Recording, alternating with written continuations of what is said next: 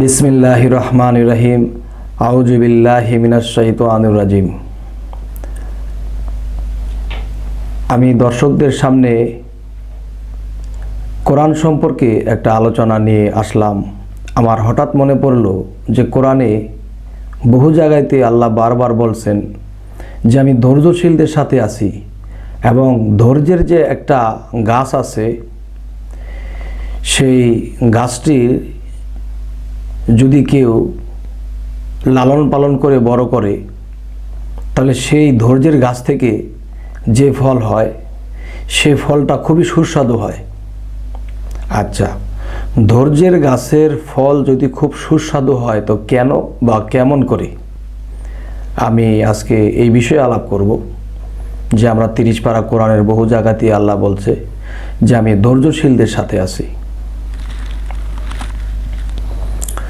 সেটি হলো, একটা মানুষ সামাজিকভাবে মধ্যবিত্ত একটা ফ্যামিলিতে জন্ম নিল, কিন্তু সে না পারে নিচের কোনো কাজ করতে, বা সে না পারে উপরের কোনো পোস্টে কাজ করতে। এখন মধ্যবিত্ত মানুষ কিন্তু একটা কষ্ট ভোগ করে যে না পারে রিক্সা চালাইতে, না পারে নিচু স্তরে আরও কিছু কাজ করতে, বা বড় কোনো অফিসার হইতে, বা বড় একটা বিজনেসম্যান হইতে, কোনোটাই সম্ভব হয় না। তখন এই মধ্যবিত্ত লোকগুলা কষ্ট করে বেশি। আর যারা একেবারে মোটামুটি গরিব, তারা যে কোনো কাজ করে, সুইপার থেকে শুরু করে রিক্সা চালান শুরু করে, তারা একজন রিক্সাওয়ালা প্রতিদিন 500-700 টাকা ইনকাম করতে পারে। যদি গড়ে পত্রে যদি আমরা ধরি যে 500 টাকা ইনকাম করে, তাহলে মাসে 15,000 টাকা। কিন্তু যারা চাকরি করব, তারা 15,000 টাকা বেতনে চাকরি করতেও পারে না। এমন নিম্ন শ্রেণীর লোক আছে যে তার 15,000 টাকা বেতনও পায় না, কিন্তু রিক্সা চালায় পাইতেছে, তাদের একরকম সংসার চলছেই। কিন্তু মধ্যবিত্ত লোকটা না পারে রিক্সা চালাইতে, না পারে উপস্তরে থাকতে। আচ্ছা, এই কথা বলার উদ্দেশ্য যে ধৈর্যশীলের সাথে আল্লাহ আছে। ধৈর্যশীলদের সাথে আছে এই কথাটা বলতে গিয়া দেখা যায় যে সমাজে, ফ্যামিলিতে তিনি অনেক কষ্ট ভোগ করে একজনের কথা শুনতেছে, সামাজিকভাবে একজনের ছোট করে কথা বলতেছে। এরকম করে চলতে চলতে চলতে চলতে একদিন দেখা যায় সে ধৈর্যই ধরল। তো এক সময় দেখা গেছে তার ফ্যামিলির মধ্যে মারামারি হয়ে গেল, সামাজিকভাবে কারো মারামারি হয়ে গেল। সে মারামারির পরেও তিনি ধৈর্য ধারণ করলো। শুধু ধৈর্য আর ধৈর্য, কিছুই করার নাই। তখন এমন এক ব্যক্তি তার দিকে লক্ষ্য করলো যে লোকটা শিক্ষিত, মধ্যবিত্ত ফ্যামিলির লোক, কিন্তু লোকটা ইচ্ছা করলে কাউকে জবাব দিতে পারত, কিন্তু জবাব দিল না। তিনি শুধু ধৈর্যই ধরে। তাহলে তার ধৈর্যের কারণে তাকে আমার পছন্দ হইল যে এই লোকটার যদি এরকম ধৈর্য থাকে, তাহলে তাকে দিয়ে আমার ডিপার্টমেন্টের একটা কাজে লাগানো যাবে। তখন এই লোকটা ধৈর্য ধরতে ধরতে এমন এক পর্যায়ে চলে গেল, সেই লোকটা তার কাছে গিয়ে বলল যে আপনি কি পাশ করেছেন, কোন স্তর পর্যন্ত পড়ালেখা করছেন, তা আমার দরকার নাই। আপনার একটা সার্টিফিকেট আমি পাইছি, সেটা হলো ধৈর্য। আপনি ধৈর্য ধরছেন। আপনি পারলে মানুষকে জবাব দিতে পারতেন, গায়ে হাত তুলতে পারতেন, কিন্তু করেন নাই। আপনি ধৈর্য ধরছেন। এই ধৈর্যটা আমার পছন্দ হয়েছে, এবং আপনি কতটুকু যোগ্যতা আমার তা দরকার নাই। আপনার যে ধৈর্য দেখলাম, এই ধৈর্যটাই আমার সার্টিফিকেট। আমি আপনার কাছ থেকে এই সার্টিফিকেটটা পাইলাম। আপনাকে মাসে 1 লক্ষ টাকা বেতন দিয়ে আমি রাখবো।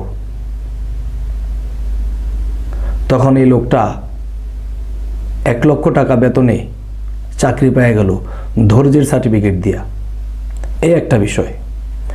আরেকটা বিষয় হলো যে মানুষের একটা বিপদ আসতেছে, দেখতেছে এই বিপদটা আসতেছে, এই বিপদটা আসলে যে একটা দুর্ঘটনা হয়ে যাবে, একটা ক্ষয়ক্ষতি হয়ে যাব।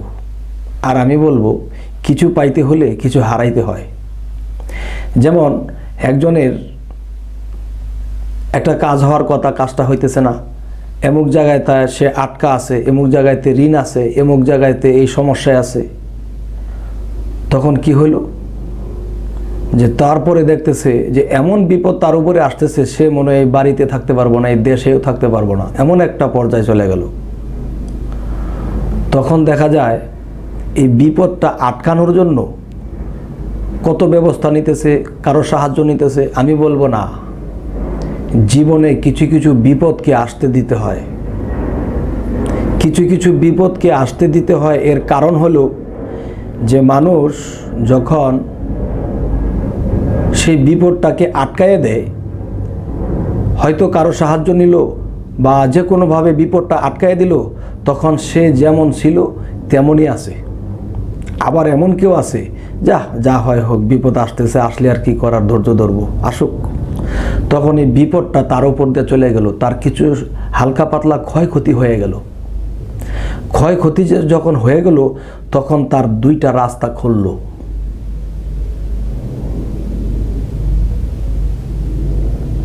তখন তার দুইটা রাস্তা খুলল।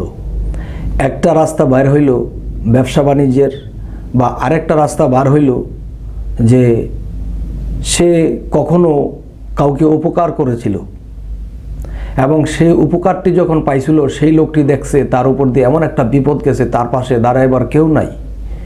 তখন সেই লোকটিও বলল যে আপনি এমন একটা বিপদ কাটাইছেন, আপনার তো খুব সমস্যা, আমি আপনাকে সহযোগিতা করব।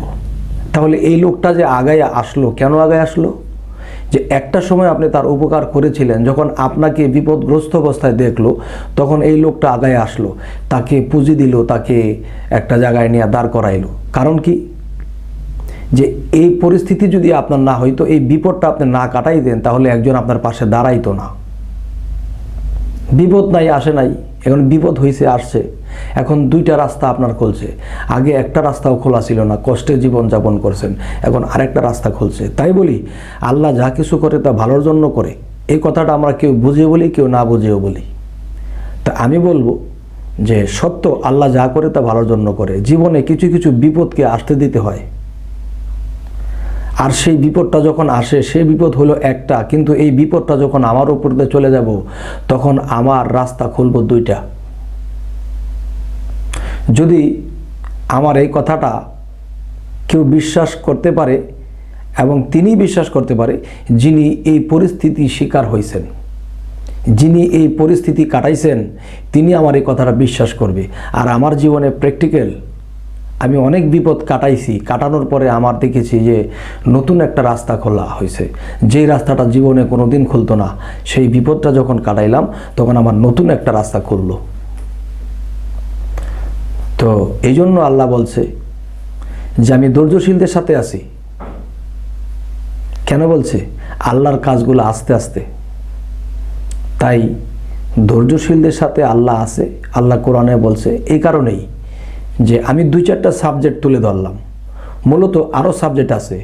একটা কথা আছে যে সকল সাবজেক্ট কি আমার কি বলা সম্ভব না, যে আমি যদি 2-4টা সাবজেক্ট তুলে ধরে থাকি, তাহলে এই 2-4টা দিয়ে আরও 100টা আপনারা বুঝে নেবেন ইনশাল্লাহ। আমার